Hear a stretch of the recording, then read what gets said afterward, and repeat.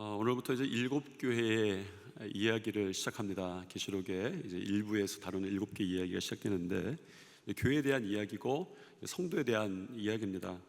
에베소, 서머나, 버가모, 두아디라, 사데, 빌라델비아, 그리고 라오디게아 교회, 일곱 교회인데, 먼저 우리가 이제 에베소 교회를 볼 텐데, 에베소 교회를 보기 전에 우리가 좀 알아야 할 게 있어요. 어떤 해석 가운데는 이 일곱 교회를 예수님 이후에 일곱 시대로 해석하는 것이 있습니다. 예를 들면 에베소 교회는 초대교회, 초기교회, 그리고 이 서머나 교회는 초기교회 박해 시대, 그리고 버가모 교회는 그 기독교 공인 이후에 교회를 뜻하고, 또 이렇게 쭉쭉 나가서 오늘날까지 일곱 교회가 시대별로 있는 것으로 해석하기도 합니다. 이런 해석을 들으면 그럴 수도 있겠다, 맞다, 이런 생각이 좀 들어요. 왜냐하면 두아디라 교회 같은 경우에 중세의 교회를 상징한다고 해석하는 그런 해석도 있습니다. 근데 이제 두아디라 교회에 대한 그 말씀을 보면 3장 20절에 그러나 내게 책망할 일이 있노라, 자칭 선지자라는 여자 이세벨을 내가 용납함이니 내가 내 종들을 가르쳐 꾀어 행음하게 하고 우상의 제물을 먹게 하는도다. 다른 교회들과 다르게 우상에 대한 이야기가 나오거든요. 이세벨로 인한. 중세 교회가 우상이 좀 많아졌어요. 상징들이 많아졌습니다. 형태가. 그래서 어떤 사람들은 이세벨을 상징화된 성모 마리아다, 이렇게도 이야기합니다. 그러면서 비슷하게 그 시대에 맞춰서 이렇게 설명합니다. 근데 그럴듯해요. 이런 관점을 이제 세대주의적 관점이다라고 이야기합니다. 세대주의적 관점. 인류의 역사를 세대로 분류하는 거예요. 가장 큰 특징은 각 세대마다 하나님께서 각각의 새로운 구원의 방법을 주셨다라는 것이 세대주의의 주장입니다. 어떤 세대는 율법으로 구원받았어요. 어떤 세대는 은혜로 구원받았습니다. 율법이 없었던 그 이전의 세대는 양심으로 구원받았다, 이렇게 시대를 나누곤 합니다. 이런 세대주의적 해석을 참고할 만은 하지만 또한 주의해야 될 것이 있습니다. 많은 이단들이 이런 세대주의적 해석을 너무 많이 사용해요. 여러분, 그 분명하게 말합니다. 세대주의라고 하는 것이 이단이다라고 말하는 것이 아니라 그게 뭐 정통이다 이단이다 말할 건 없어요. 왜냐하면 우리가 하나님에 대해서, 하나님 나라에 대해서 해석하는 것 중에 정말 정확하진 않습니다. 우리가 하나님을 다 알지 못하기 때문입니다. 그래서 우리가 항상 분별하려고 노력해야 되는데, 그런데 분명한 것은 이 세대주의를 이단들이 굉장히 많이 사용한다는 거예요. 20세기에 유독 종말론이 많았습니다. 시대들이 여러 시대가 있었는데 20세기에 우리나라뿐만 아니라 세계적으로도 종말론이 많았어요. 왜 그렇습니까? 세대주의적으로 보니까 6교회 시대는 벌써 지났고 마지막 시대 라오디게아 교회 시대만 하나 남은 거예요. 이 시대를 종말의 시대니 종말에 관한 론이 나올 수밖에 없습니다. 그동안 우리나라에 재림 예수라고 칭해진 사람들이 많이 나왔어요. 몇 명 나왔을까요? 한 50명 정도 나왔습니다. 내가 예수다라는 사람들이 50명 정도 나왔어요. 여러분, 참 이상하죠. 어떻게 그런 사람들 보면서 내가 예수다 그러는데, 예수님을 안 믿던 사람들이 아니라 믿던 성도들도 거기에 가서 그분을 보고 예수님이라고 칭하는 사람들도 많이 있던 거예요. 미혹된 사람이 있는 거죠. 너무 이상하지 않습니까? 그런데 그럴 수밖에 없어요. 세대주의가 각각의 시대마다 구원의 방법이 새롭게 주어진다고 그랬잖아요. 양심으로, 율법으로, 또 예수님이 오셨을 때는 예수님 오시고, 부활 승천하셨을 땐 성령이 오시고, 그리고 나서 재림 예수가 오는데, 세대주의에 의하면 이 재림 예수는 옛날에 오셨던 예수님은 아니에요. 왜 그렇습니까? 새로운 건 아니잖아요. 그러니 예수는 예수인데, 새로운 예수인데 그걸 나라고 칭하는 사람들이 많은 거예요. 이만희도 그렇고 뭐 이런 그 여러 가지 우리 이단의 교주들이 이런 그 이론들을 배경으로 이야기합니다. 우리는 세대주의적 해석 관점으로 이제 이 일곱 교회를 보려고 하지 않습니다. 사실은 이 세대주의적 관점으로 보면 우리가 일곱 교회를 다 볼 필요가 없습니다. 6교회 시대는 다 지났기 때문에 마지막 라오디게아 교회 보면서 무엇 때문에 칭찬받았는지, 무엇 때문에 책망받았는지, 그걸 보면 구원의 길을 볼 수 있다, 이렇게 생각할 수도 있죠. 그런데 저는 저와 여러분이 이제 앞으로 볼 때 이 7교회 주시는 편지 모두를 우리 시대, 우리 교회, 우리 성도를 향한 주님의 편지다 이렇게 보려고 합니다. 왜요? 주님께서 어떤 한 촛대만 붙잡고 계신 것이 아니라 그 촛대들 사이에 거니고 계셨다라고 요한계시록은 끊임없이 현재적으로 우리에게 전하기 때문입니다. 예수님께서 우리를 계시록의 세계로 초대해 주신 것은 그분이 우리를 만나고 알려주시기 위해서죠. 그래서 예수님께서 요한계시록의 7교회에 편지를 보내실 때마다 하는 것들이 있는데 무엇입니까? 자기 자신에 대해서 소개하는 거였어요. 왜요? 알려주고 싶은 거예요. 성도들에게, 교회들에게 예수님 스스로가 누구신지 알려주고 싶으신 거죠. 에베소 교회는 어떻게 스스로를 소개하셨습니까? 1절 한번 보겠습니다. 같이 읽겠습니다. 에베소 교회 사자에게 편지하라. 오른손에 있는 7뼈를 붙잡고 7 금촛대 사이를 거니시는 이가 이르시되. 사실 7교회마다 당신을 소개하시는데 그 소개하시는 그 표현들이 다 다릅니다. 좀 미리 보면 서문학 교회는 2장 8절에 보면 처음이요 마지막이요 죽었다가 살아나신 이가 이르시되, 버가목 교회는 좌우에 날선 검을 가지신 이가 이르시되, 두아디라 교회에서는 예수님을 어떻게 스스로 소개하냐면 그 눈이 불꽃 같고 그 발이 빛난 주석과 같은 하나님의 아들이 이르시되, 사대교회는 하나님의 7영과 7뼈를 가지신 이가 이르시되, 빌라델비아 교회에는 다윗의 열쇠를 가지신 이 곧 열면 닫을 사람이 없고 닫으면 열 사람이 없는 그가 이르시되, 마지막으로 라오디게아 교회에서는 아멘이시오 충성되고 참된 증인이시오 하나님의 창조의 근본이신 이가 이르시되. 교회를 소개할 때마다 각각 다른 방식으로 소개하는데 여러분들에게 이것을 외우라고 하는 건 아닙니다. 여러분이 눈치채셨는지 모르겠습니다. 이미 1장의 이런 모습들을 사도 요한에게 다 보여주셨어요. 이런 모습들을. 그러니까 사도 요한에게 예수님을 보여주셨던 사건은 굉장히 특별한 사건이죠. 그럴 수밖에 없습니다. 사도 요한은 그런 모습을 볼 수 있었어요. 뭐 거의 죽을 뻔도 했지만 보여주는 것, 특별한 사건이 사도 요한에게 있는 건 전혀 이상하지 않습니다. 왜냐하면 예수님께 특별한 사랑을 받았던 사람이 사도 요한이었기 때문입니다. 그런데 7교회에서 자기를 소개하시는 걸 보면서 우리가 한 가지 보게 되는 것이 있습니다. 특별한 사건이 사도 요한에게만 주어진 것이 아니라 교회들에게도 똑같은 모습을 보여주셨다는 거죠. 사실 요한계시록에 나오는 7교회는 칭찬도 받지만 대부분 책망을 받습니다. 그러나 칭찬받건 책망을 받건 그분의 영광스러운 모습을 사도 요한뿐만 아니라 부족해 보이는 주님의 교회들에게도, 성도들에게도 보여주셨다는 거예요. 이 요한계시록이 이게 담긴 주님의 마음입니다. 주님은 어떤 특별한 사도 요한에게만, 특별한 사랑받아야 될 사람만 보이는 것이 아니라 예수님께서 사랑하시고자 하는 교회들 향해서, 성도들 향해서 그 모습을 보여주셨어요. 주님께서 촛대 사이를 거닐고 계셨다라는 것이 이 에베소 교회를 향한 그런 그 소개였습니다. 그래서 하시는 말씀이 있죠. 그래서 내가 안다라는 겁니다. 촛대 사이를 거니셨기 때문에 주님께서 교회들에 대해서, 성도들에 대해서 아시는 거예요. 2절을 시작하면서 에베소 교회를 향해서 주님은 이렇게 말씀하십니다. 내가 내 행위와 수고와 내 인내를 안다. 그러니까 내가 내 행위를 아노라 말씀하시는데, 사실은 주님은 이 같은 말씀을 7교회 모두에게 하셨어요. 7번 반복하신 거죠. 서머나 교회 사자에게 편지하라. 내가 내 환난과 궁핍을 아노라. 버가목 교회 사자에게 편지하라. 내가 어디에 사는지 내가 아노라. 사는 것도 아신다고 말합니다.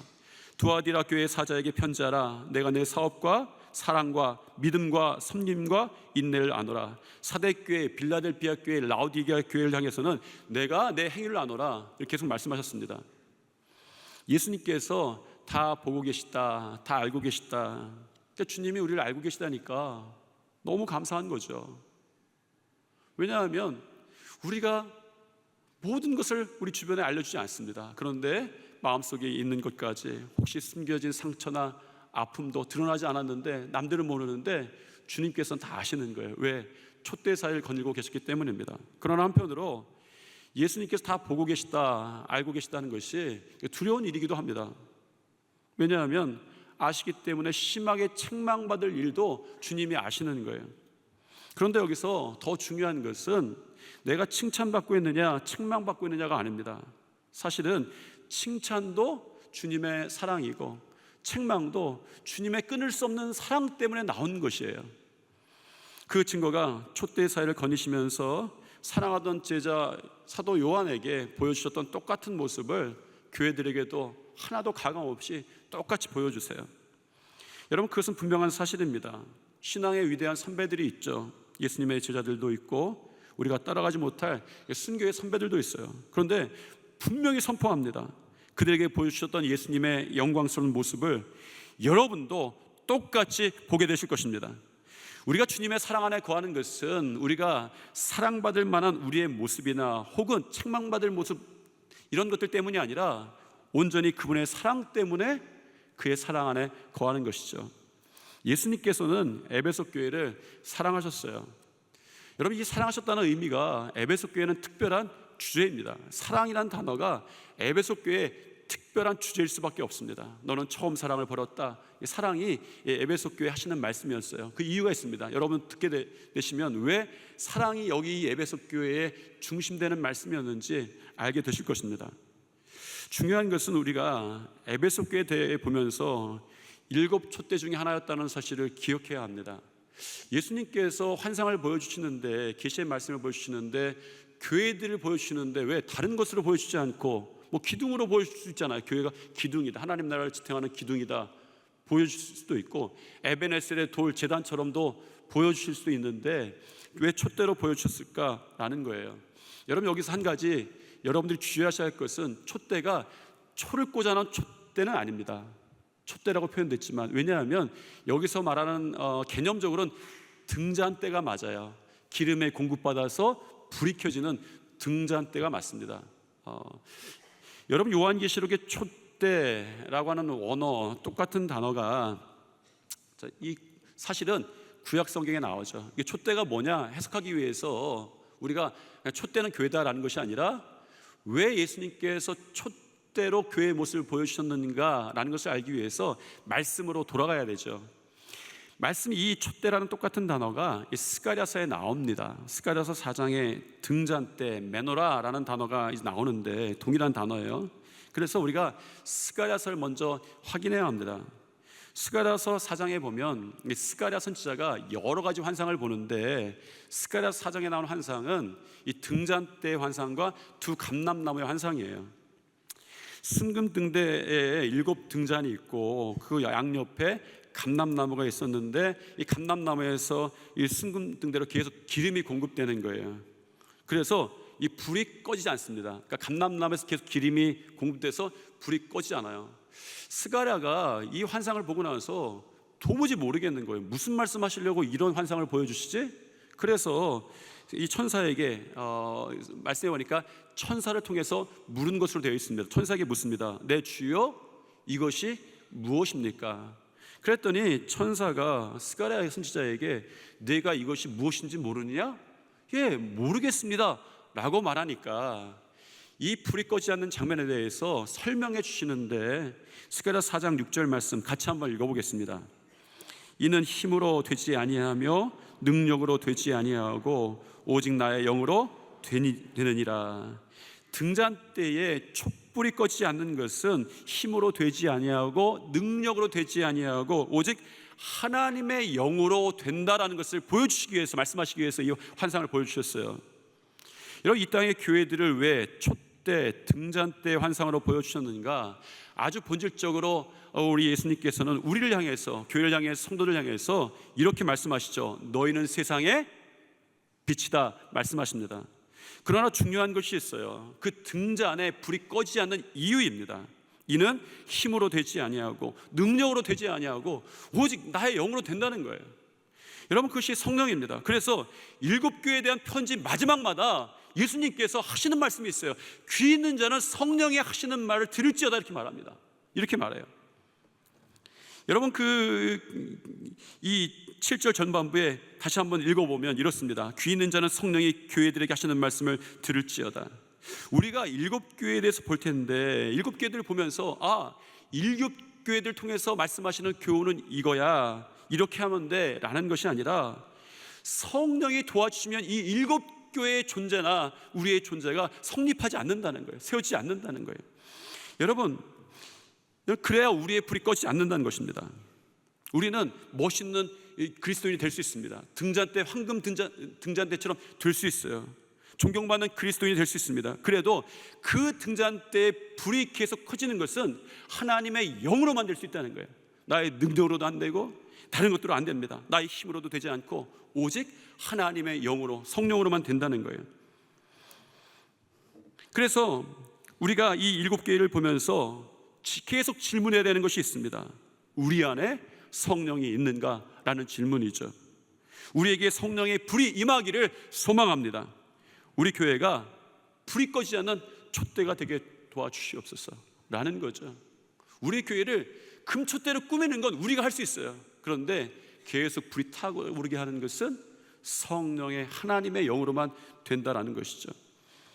에베소 교회를 향한 편지에는 주님의 칭찬과 책망이 나옵니다. 우리가 이제 에베소 교회를 바라보면서 우리 주님께서 에베소 교회를 책망하셨지만 그러나 먼저 칭찬하셨다는 사실을 기억해야 합니다. 예수님은 그 에베소 교회의 잘못들, 책망받을 것에 집착하신 나머지 칭찬받을 만한 것을 잊어버리시지 않은 거예요. 모든 것을 다 알고 계셨습니다. 그 칭찬에 대한 것이 2절에 나오는데 같이 한번 읽어보겠습니다. 내가 내 행위와 수고와 내 인내를 알고 또 악한 자들 용납하지 아니한 것과 자칭 사도라 하되 아닌 자들을 시험하여 그의 거짓된 것을 내가 드러낸 것과, 칭찬하시는데 내 행위와 수고와 내 인내를 안다라고 말씀하시는데 헬라의 원문에는 조금 번역을 좀 섬세하게 다듬으면 이렇습니다. 나는 내 행위 곧 내 수고와 인내를 안다. 그 행위를 아는데 그 행위가 무엇입니까? 수고한 것과 인내라는 거예요. 여기서 말하는 수고와 인내가 구체적으로 무엇인지 계속 나오는데, 먼저 수고라는 말의 문자적인 뜻, 원어의 문자적인 뜻을 이야기하면 고된 일, 매질당한 일이에요. 여러분, 그 에베소 교회에 수고가 있었는데 그 수고가 고된 일이었고 매질당한 일이었다는 것이죠. 성경에 보니까, 말씀해 보니까 악한 자들을 이겨내야 됐고 거짓된 사상들을 이겨내야 했고 그런 고된 일이 있었고, 그리고 그 요한계시록의 1차 수신자들인 초대교회 성도들이 당했던 고난과 핍박이 그들에게 매질로 있었습니다. 그 일이 굉장히 고통스러운 일이었는데 인내가 필요했죠. 그 인내가 무엇인지는 3절 말씀을 좀 더 보아야 되는데 같이 읽겠습니다. 또 내가 참고 내 이름을 위하여 견디고 게으르지 아니한 것을 아노라. 또 내가 참고 내 이름을 견디고 인내죠. 그리고 나서 게으르지 아니한 것을 안다라고 말하는데, 이 세번역 성경에는 이 게으르지 않았다는 이야기를 낙심하지 않았다라는 말로 해석합니다. 왜냐하면 원어적으로는 이 뜻이, 직접적인 뜻은 피곤하다, 지치다, 약해지다 이런 뜻이에요.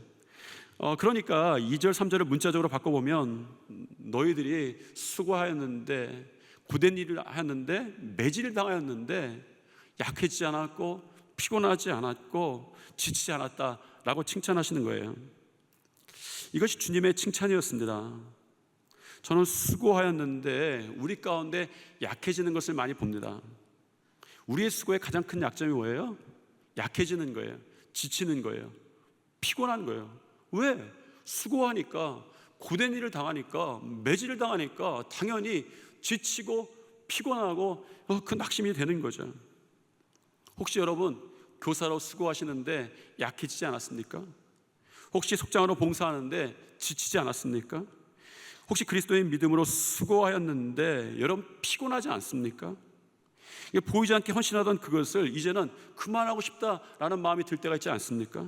당연한 이야기입니다. 왜 그만하고 싶겠습니까? 약해졌어요. 피곤했어요. 지쳤어요. 어떤 때는 낙심이 됩니다. 에베소 교회의 수고를 보자면 그들이 약해지지 않았다는 사실이 얼마나 대단한 일인지 알 수 있습니다. 너는 그런 일들이 있었는데 약해지지 않았구나. 그러니까 주님이 칭찬하실 만한 일인 거예요. 대단한 일입니다. 에베소 교회는 사도 바울이 세웠습니다. 제 3차 전도여행 때 이 아굴라와 브리스길라 부부였죠. 아굴라와 브리스길라와 함께 이 교회를 세웠어요. 이 교회를 세울 때 여기 너무 어려웠습니다. 경제적인 번영이 있었어요. 항구 도시고 이 소아시아의 수도 같은 지역이에요. 물가 다 오고 굉장히 물질적으로 풍요했습니다. 그러다 보니까 도시 안녕을 위해서 도시마다 신을 세우는데 이 아덴은 아데미 신전이라는 게 있습니다. 지금도 에베소 유적지에 가면 그 아데미 신전의 입구에 발바닥이 하나 있는데 아마 이렇게 발바닥이 있는 모양이에요. 제가 있는 모양이라고 하는 이유는 아시죠? 저도 안 가봤습니다. 그냥 책 보고 안 건데 발바닥 모양이 있대요. 우리 그냥 상상해 봅시다. 있는데 발바닥 모양보다 작으면 여기를 옛날에 들어가지 못하게 한 거예요. 이게 무슨 얘기입니까? 발바닥보다 작은 건 미성년자예요. 미성년자 들어가지 못하고 성인들만 들어가는 고대 신전들이 무엇입니까? 대개 음란한 신전이에요. 아데미는 음란한 신전이었습니다. 분명하게 음란한 신전이었어요. 그런데 이 아데미 신전이 어마어마하게 큰데 얼마나 크냐면 이 안에 5만 명이 들어가는 거예요. 그러니 이 에베소가 얼마나 이 복음을 전하기에 어려웠던 도시인지 우리가 충분히 알 수가 있습니다. 이 도시에 사도 바울이 왔어요. 거기서 2년 6개월 동안 복음을 전하면서 목회를 합니다. 수많은 우상 숭배자들이 그 복음을 듣고 나서 감사하게도 주님께 돌아왔어요. 그때 사건 가운데 하나가 사도행전 19장 19절에 기록되어 있는데 이런 이야기입니다. 또 맛을 행하던 많은 사람이 그 책을 모아가지고 와서 모든 사람 앞에서 불사르니 그 책값을 계산한 즉 데나리온 5만, 은 5만, 드라크마 5만, 은 5만이란 뜻이에요. 이 드라크마 5만이나 되더라라는 거죠. 은 5만 드라크마입니다. 은이라는 단위가 드라크마예요. 사실은 여러분 성경 보면서 헬라의 문화권에서의 이 단위가 드라크마인데 로마의 문화권에서는 이게 데나리온으로 쓰입니다. 그러니까 데나리온과 드라크마가 같은 거예요. 여러분 드라크마나 데나리온 보통 우리가 해석할 때 한 사람의 하루 일당이라고 말합니다. 여러분 그 당시에 그러니까 5만 드라크마는 한 사람이 5만 일을 해야 버는 돈인 거죠. 그 당시에 에베소에 도서관이 유명했는데 장서가 그러니까 그 지역에 아주 에베소의 도서관이 유명한 거예요. 알려진 건데 장서가 한 3만 권 정도 됐다고 합니다.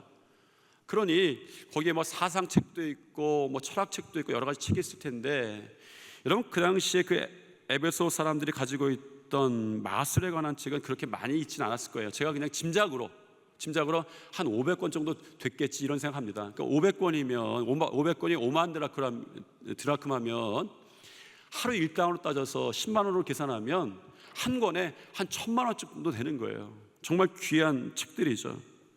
에베소에 우상 숭배하던 사람들이 예수님을 믿더니 마술과 연관된 아주 귀한 책들을 불태우기 시작합니다. 귀한 것이 이제 배설물처럼 똥처럼 여겨지는 거예요. 왜냐하면 더 귀한 것을 그들이 발견했기 때문입니다. 여러분 예수 그리스도를 사랑함으로 진리가 아닌 것들을 결별하는 일이 에베소에서 시작됐어요.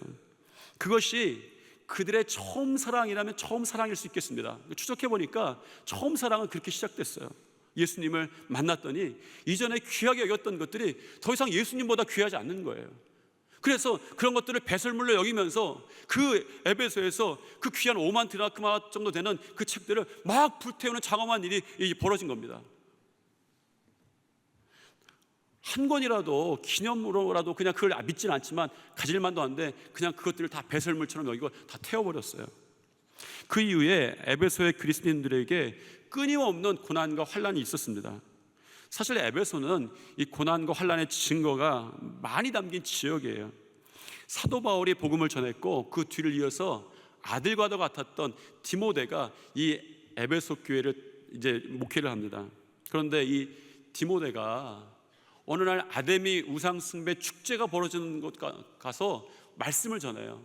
아마 이게 굉장히 어려운 일이죠. 왜냐하면 저기 다른 그 종교의 어떤 그런 우상 숭배하는 축제가 벌어지는데 자기 교회에서 말씀을 전하는 게 아니라 그들에게 가서 하나님 말씀을 전하고 예수님을 전하는 거예요. 왜? 사랑하는 마음이 있었기 때문이겠죠. 정말 못 견디겠는 거예요. 저렇게 배설물 같은 것들, 그런 것들이 아직 집착돼서 그 앞에 무릎 꿇고 즐거워하고 저게 행복을 비는 사람들을 보면서 주님의 복음을 전하겠다, 그 우상 숭배하는 그 축제에 가서 말씀을 전하다가 전승에 의하면 디모데가 순교합니다. 그 장면에서. 성경에 나왔진 않아요. 전승에 의하면 순교당해요. 아마 전승에 의하면 사도 요한이 그때 거기에 있었던 것 같아요. 확실하진 않지만 이 전승이니까 그렇습니다. 이 디모데가 죽자 사도 요한이 이 에베소 교회에 이제 큰일 났잖아요. 에베소 교회를 목회를 하기 시작해요. 디모데가 빠진 자리에 사도 요한이 내가 이 수습하고 추스리고 이 목회를 시작합니다. 여러분, 이 사도 요한이 예수님이 돌아가실 때 하나 부탁받은 게 있어요. 뭘 부탁받았죠?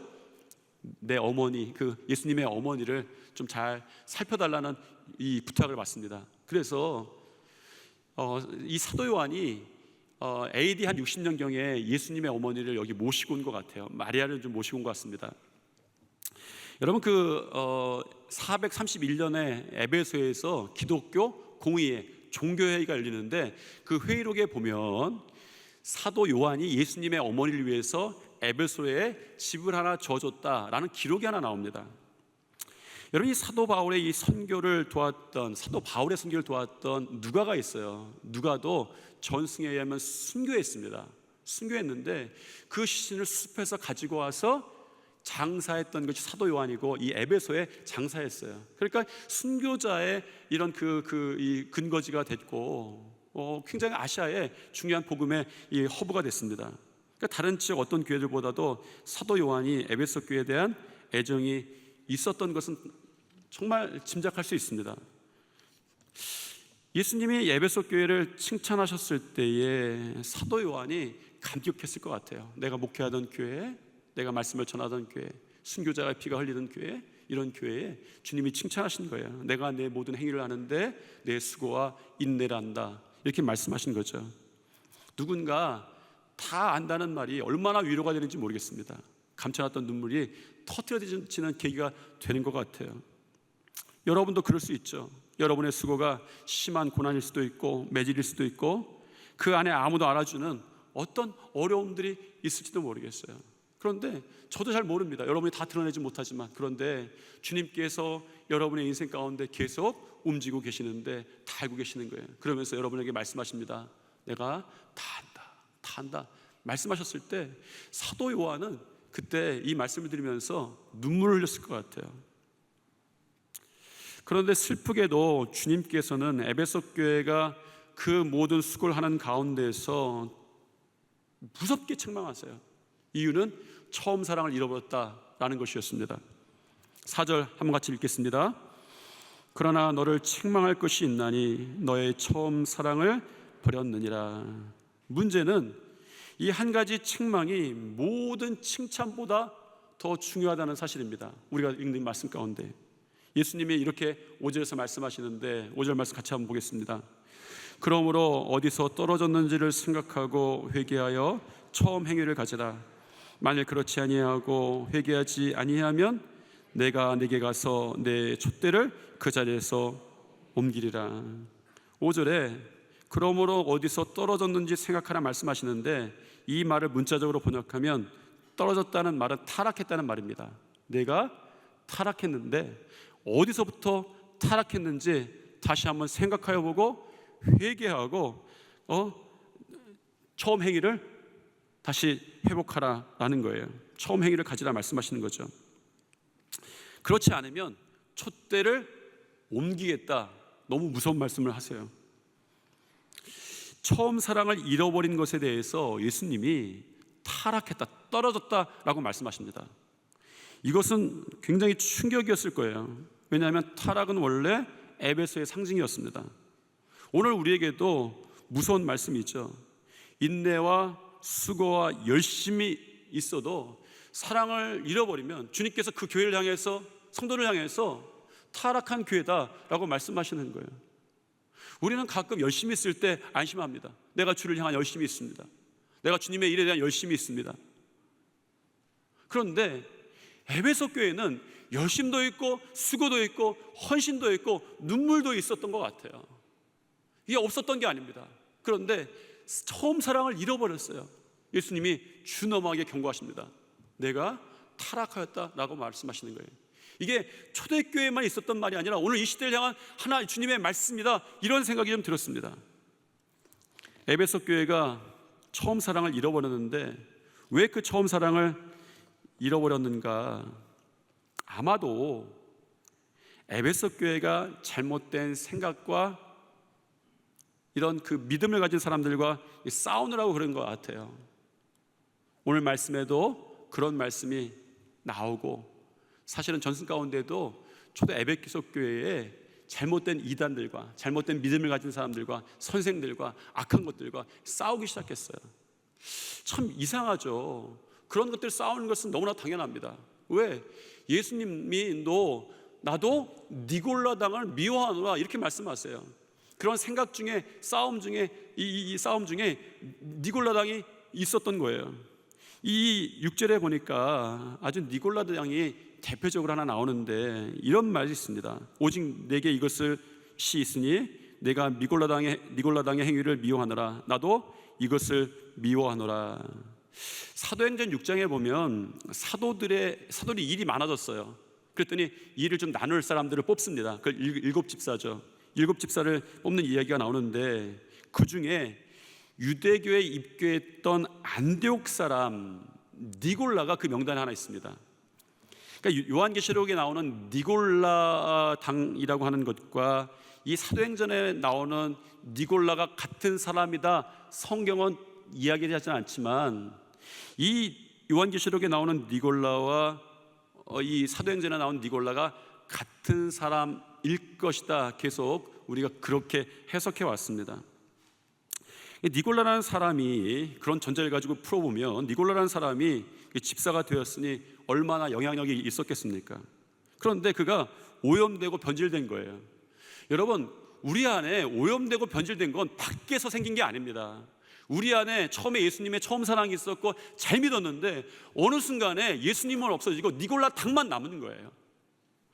여러분, 그 니골라라 하는 이름을 보면 니골이라는 것은 퍼뜨리다라는 말이고 라라고 하는 말은 백성이라는 말입니다.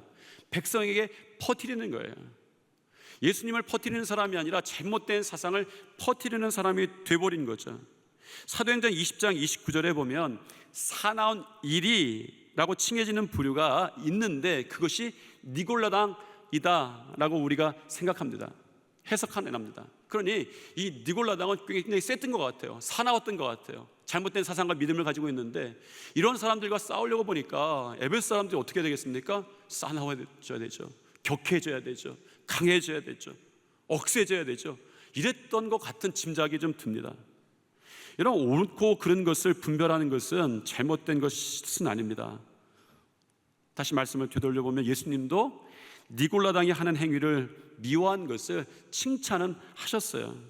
그런데 이런 일을 하다가 그들 가운데 잃어버린 게 하나 있는 거예요. 도적 맞은 것이 하나 있는 거예요. 그것이 예수님이 지적하시는데 처음 사랑이다 그러는 거예요. 선한목자교회에서 목회하셨던 유기소 목사님의 예수소망이란 책을 좀 보다 보니까 이런 글을 제가 보았습니다.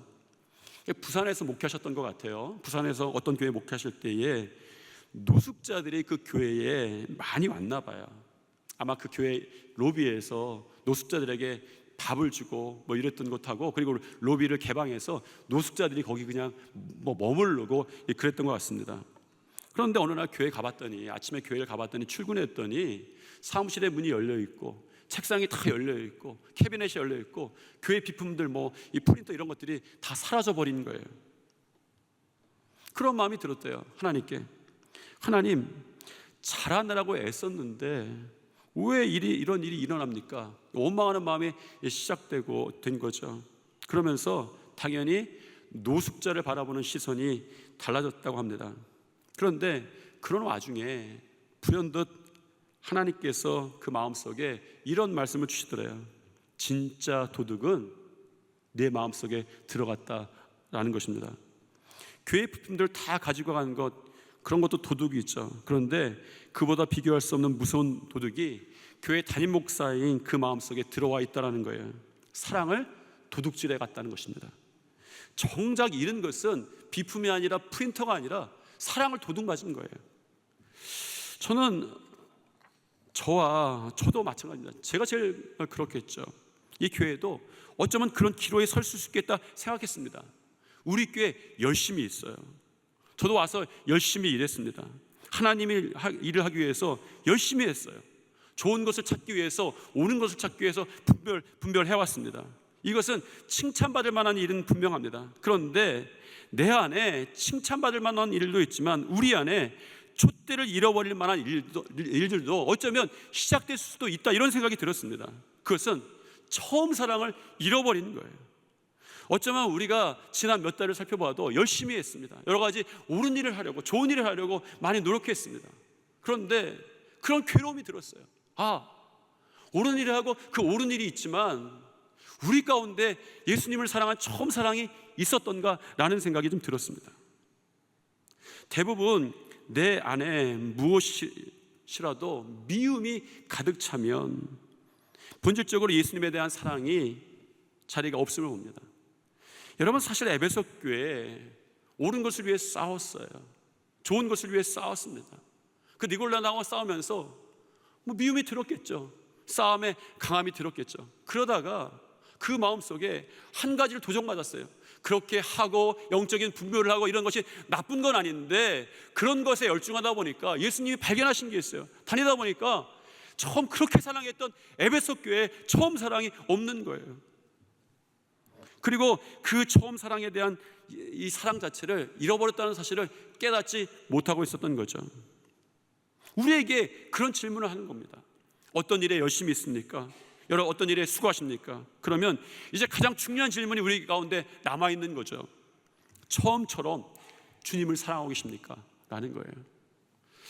사실 이 책망은 어느 교회에 하신 책망보다도 사도 요한에게는 큰 충격이었을 것입니다.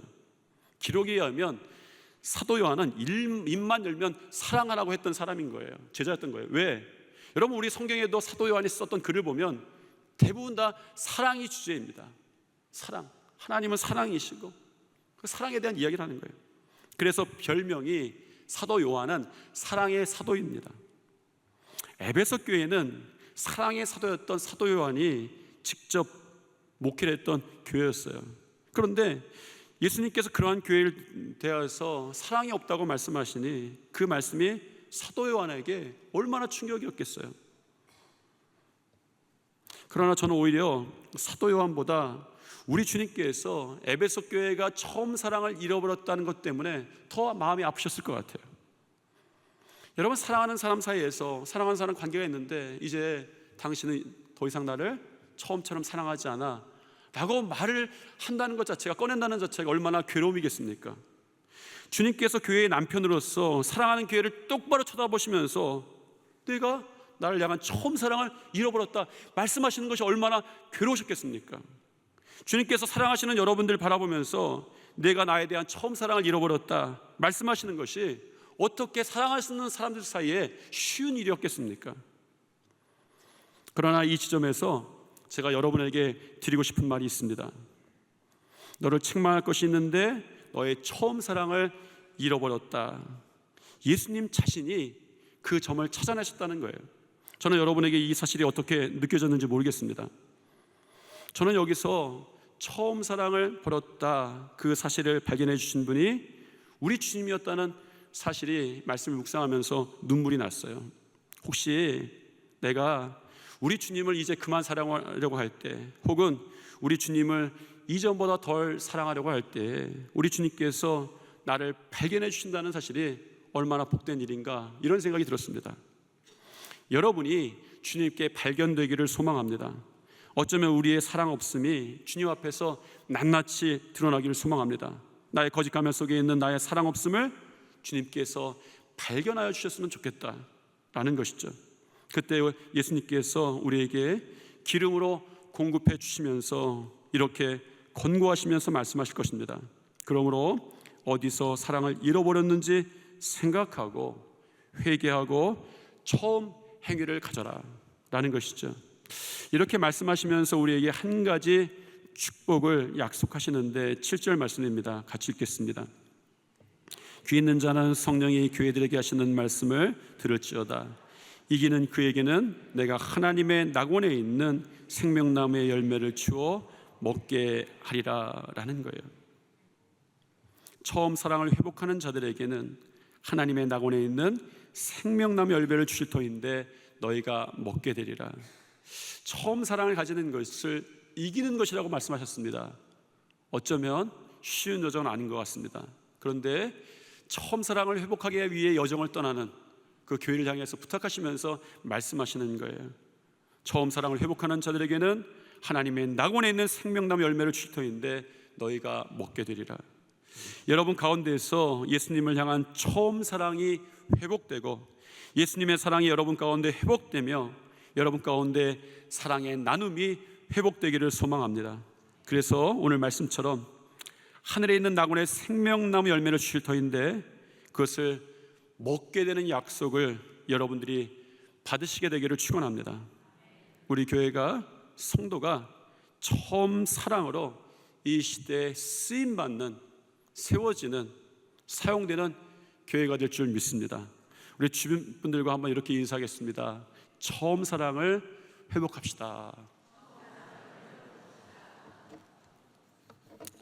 사랑과 은혜가 충만하신 하나님, 어쩌면 우리의 열심도 있고 우리의 영적인 분별도 있고 헌신도 있지만 우리 가운데 예수님에 대한 처음 사랑에 이상이 있음을 봅니다. 이 시간 예수님의 처음 사랑이 우리 가운데 회복되게 도와주시옵소서. 처음 사랑을 회복하는 일에 어려움이 있더라도 이기게 도와주시고 주님의 약속을 소유한 이 교회가 되게 도와주시옵소서. 예수님 이름으로 기도드립니다. 아멘.